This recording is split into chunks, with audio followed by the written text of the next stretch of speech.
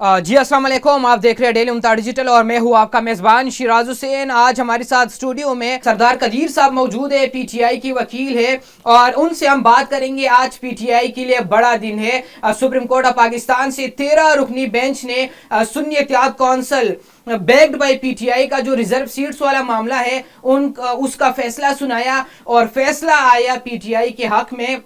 Justice Mansoor Ali Shah साहब ने ये फैसला सुनाया और 8-5 के ऊपर ये फैसला जो है ये पीटीआई के हक में आया। उस हवाले से हमारे साथ स्टूडियो में मौजूद है कदीर साहब, आपको वेलकम कहेंगे। बड़ा दिन है पीटीआई के लिए, क्या कहेंगे? मखसूस नशिस्तें आपको मिलने जा रही है, टफ टाइम देंगे आप हुकूमत को? Thank you so much. आज एक बहुत बड़ा दिन है। पाकिस्तान में जो खान साहब का एक स्टैंड था और अरसा दराज से जो पीटीआई एक स्ट्रगल, एक तहरीक चला रही थी रूल ऑफ लॉ और आइन की बालादस्ती की, कि मुल्क के अंदर आइन और कानून की बालादस्ती होनी चाहिए, ना कि बदमाशी या गुंडागर्दी, लाकानूनियत। तो अल्हम्दुलिल्लाह आज सुप्रीम कोर्ट के 8 जजेस ने हिम्मत का मुजाहरा किया बगैर किसी दबाव के। प्रेशर तो यकीनन उन पर काफ़ी हुआ होगा, लेकिन इसके बावजूद उन्होंने आइन के मुताबिक फ़ैसला किया। हम उनको अप्रिशिएट करते हैं, पूरी कौम उनको अप्रिशिएट करती है और पूरे मुल्क के लिए, आइन के लिए, कानून के लिए आज बहुत बड़ा दिन है।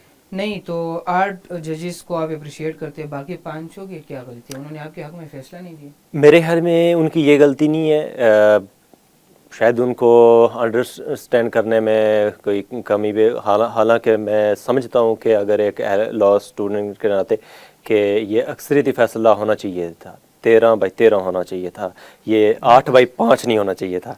बिल्कुल, क्योंकि कॉन्स्टिट्यूशन के अंदर ये क्लियर है कि जो पार्टी पार्लियामेंट के अंदर, नेशनल असेंबली के अंदर होगी, जितने ज़्यादा सीटें उसके पास होंगी उसका एक रेशो मुकर्रर है। ठीक है, उस रेशो के मुताबिक उसको रिजर्व सीट्स मिलनी चाहिए।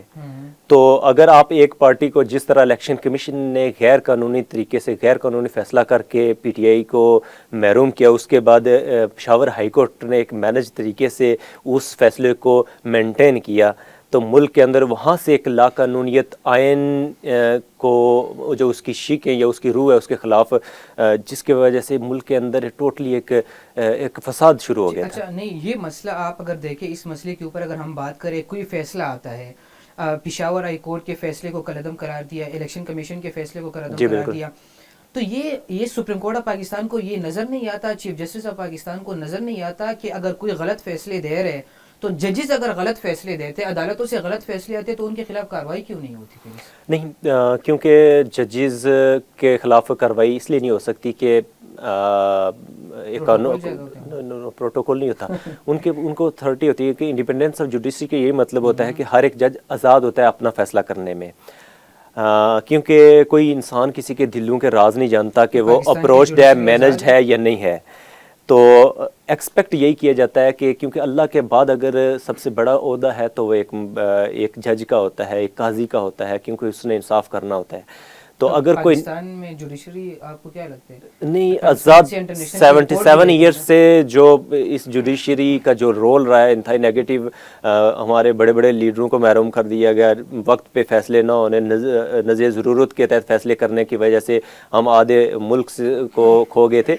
तो जजेस ने पहली बार तारीख में जजेस ने हिम्मत दिखाना शुरू किया। आप देखें, इस्लामाबाद हाई कोर्ट के जस्टिस अमर फारूक साहब के अलावा सारे जजेस इस वक्त आइन के साथ खड़े करने, आप लोगों के साथ नहीं हमारे साथ नहीं, उनके एक बुक्स से। जस्टिस मंसूर अली शाह कैसे इंसान है? उनकी जस्ट अच्छा, देखें, जस्टिस मंसूर अली शाह साहब बहुत अच्छे जज हैं। ये नहीं कि इन्होंने कोई आज हमारे हक में फैसला दिया, इससे पहले भी उनका एक क्योंकि ग्रिप है, बहुत अच्छे जज है। फ्यूचर में इंशाल्लाह अगर जिंदगी रही आपका इंटरव्यू करूंगा। जी। ये 4.5 साल तक तकरीबन ये चीफ जस्टिस ऑफ पाकिस्तान बनने वाले, बड़े लॉन्ग टाइम के लिए इंशाल्लाह ये अभी सुप्रीम कोर्ट में ही है और हम उम्मीद करते हैं कि ये फ्यूचर में भी आइन और कानून के मुताबिक फैसले दिए जाए। हमारा कानून आप किसको कहते हैं? पीटीआई के हक में फैसला? आइन और कानून जो 1903। मुझे ये बता दे कदीर साहब, कोई भी फैसला पीटीआई के खिलाफ आया हो और आप लोगों ने कहा कि कानून और हक के ऊपर ये फैसला दिया, रूल ऑफ लॉ को सामने रखते, देखें, कोई भी एक नहीं, देखें, जो भी फैसला है बेशक हमारे खिलाफ है, کیا ہم نے اس کو اس سے انکاری کیا یا اس کو ماننے سے انکار؟ کیونکہ جو فیصلہ فرما ہماری حکومت جو انہوں نے گرائی تھی رات 12 بجے، ججز بیٹھ گئے تھے، اسلام آباد ہائی کورٹ بھی کھل گئی تھی، سپریم کورٹ بھی کھل گئی تھی، تو کیا ہم نے جا کے کوئی سپریم کورٹ پہ حملہ کیا تھا نون لیگ کی طرف؟ ایسا نہیں کیا نا. نو سنگل بندہ بھی کوئی باہر جا کے انہوں نے ٹرولنگ ہوتی ہے لوگوں کی، کیونکہ آئین آپ کو آزادی دیتا ہے کہ freedom of expression. Chief justice of Pakistan کے ساتھ آپ یہ کریں گے پروپیگنڈا سے تو آپ لوگ کا اسٹرانگ ہے. نو کیونکہ لوگ کرتے ہیں نا، لوگ اپنی رائے. کون ہے؟ پی ٹی آئی کے لوگ ہیں، آپ لوگ کرتے ہیں آگے. دیکھیں پی ٹی آئی اس وقت جو پاکستان کی 25 کروڑ کی عوام ہے اس میں 80% اس وقت پی ٹی آئی کے لوگ ہیں. آپ لوگ کرتے ہیں. آپ ان لوگوں کو کنٹرول نہیں کر سکتے، وہ جو سمجھتے ہیں بہتر ہے. پی ٹی آئی کر سکتی ہے، پی ٹی آئی ایک چیز سامنے رکھتی ہے، وہ ان کے اوپر اٹس مین کہ آپ ہماری اسٹرینتھ کو مانتے ہیں کہ ہماری اسٹرینتھ ہے. میں no doubt P T I کی مقبولیت بہت زیادہ ہے، پاپولیرٹی لیول بہت زیادہ پیک پہ گیا ہوا ہے، لیکن ٹرولنگ کرنا بری بات نہیں ہے. فار ایگزامپل ایک چیز ہے، ایک چاہے وہ جیسے کیونکہ انسان لا کے نظر سے، قانون کی نظر سے سب برابر ہے نا. وہ چیف جسٹس ہو یا ایک نارمل انسان ہو، پاکستان کا اگر شہری ہے تو اس کی نظر میں سب برابر ہے. اگر چیف جسٹس صاحب کوئی غلطی کرتے ہیں یا فیصلے میں کوئی کمی بیشی کرتے ہیں تو ایک چھوٹے سے ہر ایک شہری کو اللہ کو جواب تو شہری نے بھی دینا ہے نا، اس نے کسی اور کو تو نہیں دینا نا. تو ہر ایک شہری کو حق حاصل ہے کہ وہ اس پہ کرٹیسائز کرے. یہ آئین آپ کو دیتا ہے کہ سپریم کورٹ کے فیصلوں کو یا لوور کورٹ، ہائی کورٹ، ہر ایک کے فیصلے پہ آپ کو بات کر سکتے ہیں. پی ٹی آئی کا بیانیہ یہی تھا کہ قاضی صاحب کے ایکسٹینشن کا معاملہ ہے، اگر یہ فیصلہ ادھر ادھر آتا ہے تو ان کے ایکسٹینشن ان سے جڑی ہوئی ہے. جی بالکل، تو واقعی ایسا کچھ ایسا ہی تھا، بالکل ایسا ہی تھا. کیونکہ جس طرح گورنمنٹ کی آپ کو نظر آتا ہے، کیونکہ یہ تو جیت کے آئے نہیں ہے، فارم 47 کی پیداوار ہے.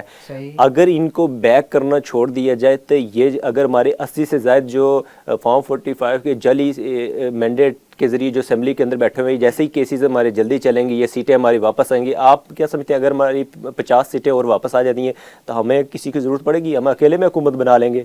113-14 سیٹیں ہماری آ گئی ہیں. کیوں نہیں بننے دے گا؟ ہماری عوام نے بنانا ہوتا ہے نا. کہ اقتدار کا فیصلہ کس نے کرنا ہے؟ عوام نے. کون لے کے آئے گا؟ عمران خان کو پاکستان کی عوام لے کے آئی تھی.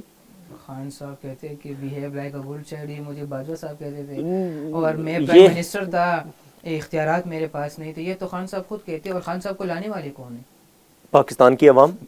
پھر بھی ہماری 35 سے 40 سیٹیں. شہباز شریف کو پاکستان کی عوام نہیں لے کے؟ نہیں بالکل، ان نے تو 15 سے 17 سیٹیں جیتی ہیں. خان کو دعا دینی چاہیے شہباز شریف کو. انہوں نے انکار کیا تھا کہ میں نے نواز شریف کے راستے سے نہیں ہٹنا، ورنہ وہ بن جاتے تھے پرائم منسٹر. اگر وہ انہوں نے انکار کیا تو جا کے خان صاحب کو موقع ملا کہ آپ کو پرائم منسٹر ہم بنانے جا رہے ہیں. نہیں، انہوں نے انکار نہیں کیا تھا، کیونکہ پبلک پریشر جو ہوتا ہے وہ ان کو پتا تھا، اسٹیبلشمنٹ کو پتا تھا کہ اتنی زیادہ سپورٹ ہمارے 2018 میں بھی بہت زیادہ سپورٹ تھی. تو اس کو اگنور نہیں کیا جا سکتا. تو اس وقت انہوں نے سنجیدگی کا مظاہرہ کیا. ابھی 2024 میں انہوں نے غلطی کی ہے کہ پبلک کی جو اوپینین ہے اس کو رد کر کے ایک نیا حکومت کو لے آئے جن کا پبلک سپورٹ ہی نہیں ہے. ایبسلیوٹلی ناٹ سے کتنا نقصان ہوا پاکستان؟ دیکھیں جو قومیں اپنے جب فیصلے کرتی ہیں تو ان کو مشکلات کا سامنا کرنا پڑتا ہے، اور جو لیڈران ہوتے ہیں اصل میں انہوں نے ڈیسائیڈ کرنا ہوتا ہے کہ قوم کو کدھر لے کے جانا ہے. ایبسلیوٹلی نیٹ خان صاحب آج بھی کہتے ہیں کہ پاکستان کے معاملات میں، کیونکہ پاکستان ایک خود مختار کنٹری ہے، اس کے فیصلے اس کی عوام کو حق ہے کہ وہ اپنے نمائندوں کے ذریعے کرے، نہ کہ باہر سے حکم آئے تو اور فیصلے ہوں اور ملک چلایا جائے. ایسا نہیں. کے مطابق یہ خبر آئی تھی کہ باجوہ صاحب خان صاحب کو کہا کرتے تھے کہ آپ خدا کے لیے پرائم منسٹر ہو کر سٹیج کے اوپر نہ جائے، آپ یہ چھوڑ دیں، آپ امریکہ کو سنا رہے، ان سے ہم پیسے لیتے، امریکہ کو پیسے دے رہے، جب کوئی ہمیں پیسے دے، ہمارا ملک ان کے پیسوں سے چلے، ہم ان کو کس طرح کے نکال سکتے؟ کیوں؟ اللہ تعالیٰ نے میں آپ سے قرضہ لے لوں، میں آپ کے سامنے آؤں گا. دیکھیں جو غیرت مند قومیں ہوتی ہیں نا، غیرت مند قوم پیسے نہیں لیں گے نا. ہم پیسے بھی لیتے، پیسے کیوں لیں؟ آپ دیکھیں جب سے ملک کے اندر عوامی مینڈیٹ سے ہٹ کے حکومتیں آئی ہیں، انہوں نے جو ملکی ریسورسز ہیں اس سے ان کو ایکسپلور کرنے کے بجائے بیرونی قرضوں پہ ڈیپینڈ کیا. جب بیرونی قرضوں پہ آپ نے ڈیپینڈ کیا تو ظاہر سی بات ہے جو قرضہ دے گا اس کی آپ کو جو ڈیمانڈز ہیں تو وہ ماننی پڑیں گی. تو ہمارا مقصد یہ تھا کہ ہم نے اپنے ملک کو اپنے پاؤں پہ کھڑا کرنا ہے. اب امریکہ تو بیچ میں اس کی تب ہی آتی ہے جب اس سے قرضہ لیں گے آپ. چلے آخری سوال کروں گا، پروگرام کو وائنڈ اپ کرتے ہیں. یہ خان صاحب کو مشورہ کس نے دیا کہ بھوک ہڑتال کی طرف جائے؟